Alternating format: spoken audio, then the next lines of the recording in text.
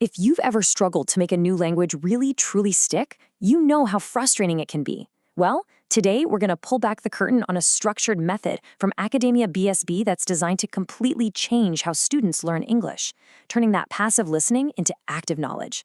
Let's break down exactly how it works. I think we've all been there, right? You're listening to something, maybe a lecture or a podcast, your mind wanders for just a second, and suddenly you've completely lost the thread. It's such a common frustration, but what if there was a way to actually train your brain to stay engaged and really absorb what you're hearing? The key is making the shift from passive to active learning. Passive learning is when information just kind of washes over you. But active learning, which is the absolute heart of the method we're exploring, is all about engaging with the material, breaking it down, and really making it your own. That's the difference between just hearing something and truly understanding it. So here's our roadmap for today. We're going to start with the core philosophy of active learning.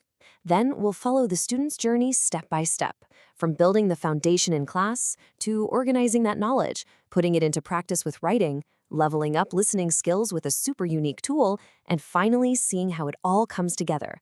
First up, that core idea, active learning. The goal here is to flip the script on the old mindset of class is where I learn.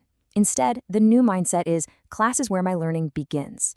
This whole method is built on the idea that real, lasting knowledge is created by the student after the lesson is over. This quote really just nails the whole philosophy. The teacher's job in the classroom is to break things down and make them understandable. But the student's job, their responsibility, is to take that information, review it, and organize it afterward. That's where the deep, long-lasting learning happens, when the student takes ownership of the material. So how does this journey get started?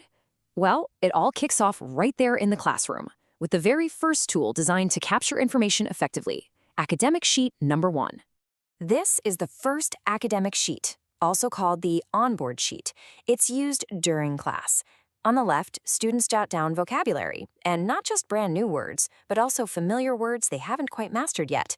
On the right, they tackle pronunciation. And here's the really smart part. Students write how a word sounds using their own native phonetic system. For example, writing beautiful as beautiful. This isn't about incorrect spelling. It's about creating a personal, intuitive bridge from a new sound to their existing language framework, which makes the correct pronunciation so much easier to remember. All right, class is over, but the learning is just getting started. The next step is all about taking those raw notes from class and giving them some structure and meaning. This is the first crucial piece of the student's independent work. And this is Academic Sheet number 2, the offline sheet. Instead of just rereading a random list of words, students actively categorize them by their grammatical function. Is it a noun, a verb, an adjective? This isn't just a tidying up exercise. Forcing your brain to categorize words actually builds a mental framework. So instead of a jumbled list, the student creates a relational map, which is absolutely critical for building sentences later. That's what makes this the intelligent way to review. Once that knowledge is organized, it's time to actually use it. This next phase is all about application, turning that structured vocabulary from a list on a page into a real tool for communication. And that happens on Academic Sheet number 3, the writing sheet. Here, those vocabulary words become building blocks.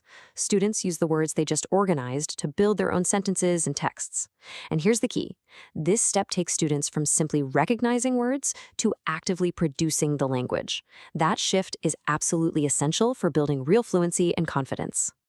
Now, we get to what is maybe the most innovative part of this entire method. We've covered note-taking, organizing, and writing.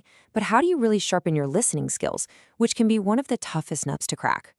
Academia BSB does it by turning the notes from every single class, the vocabulary, the grammar points, even the organic conversations, into a custom audio podcast for the students. This isn't some generic lesson. It's a review tool based on the exact content they experienced in their own class. But just listening to the podcast would be passive. To make it active, students use Academic Sheet number 4. And this isn't just a blank page. It's a highly structured guide that walks them through a deep analysis of the audio, turning them from passive listeners into active investigators. Let's break down this structure. First, they jot down specific words with timestamps, training their ear for detail. Second, they map out the progression, understanding the logical flow of the conversation. Third, they identify the main subjects. Fourth, they transcribe direct quotes, which sharpens listening accuracy. The fifth step is where they really take ownership. Join the discussion, adding their own perspective on the topic. And finally, they provide feedback, becoming active participants in improving their own learning tools. This example just perfectly captures the spirit of join the discussion. It empowers students to become participants, not just observers. They can record their contribution, get feedback, and sometimes even have their comment edited into a future version of the podcast. It turns learning from a one-way street into a dynamic, ongoing conversation. So, let's put it all together. What's the end result of this multi-step, highly structured process?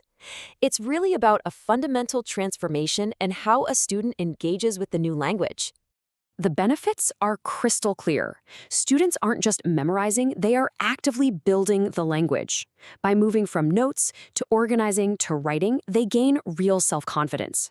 Analyzing the podcast develops sharp critical thinking skills. And most importantly, this entire method teaches them how to learn, empowering them to continue their learning far beyond the classroom. And that leaves us with one final thought.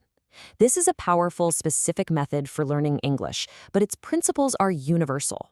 Whether you're learning an instrument, a new professional skill, or any other subject, the core idea holds true. The question is, how can you shift from being a passive consumer of information to an active builder of your own knowledge?